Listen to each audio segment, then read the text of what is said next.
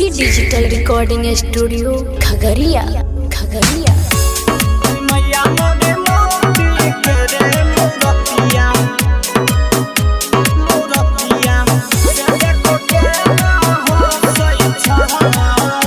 Singing by Vikesh Bansi. बघवा सवार मैया बचे दुआरी, स्वागत में डीजे छिए कइने तैयारी। बघवा सवार मैया बचे दुआरी, स्वागत में डीजे छिए कइने तैयारी। जगमग जगमग कोर सुरतिया मन में बस छ कि मैया मोरे मोती के रे मूर्तिया से देखो केना हंसै छै। कि मैया मोरे मोती के रे मूर्तिया से देखो केना हंसै छै। मैया मोरे मोती के रे मूर्तिया से देखो केना हंसै छै। मैया मोरे मोती के रे मूर्तिया जाई के बाजारे किन लईबै चुनरिया।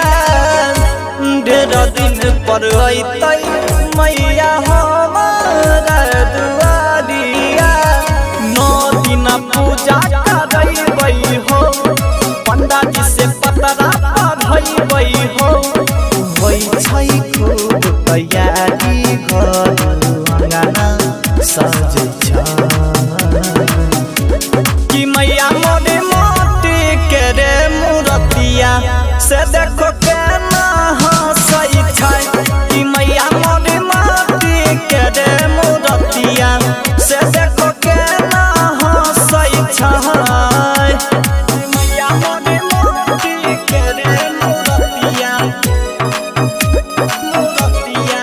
से देखो केना हंसै छै। सांची डिजिटल रिकॉर्डिंग स्टूडियो खगड़िया। ढेर दिन से लागल रहै मनवा में लालसा। अइतै दुआरी पूरा हइतै मन के मनसा। कखन अइतै मनवा सवाल करै छै, बघबो न अइलै कमाल करै छै। परम दयाल की तसीक बनती खूबे नाचै छै। कि मैया मोरे मोती के रे मूर्तिया से देखो केना हंसै छै।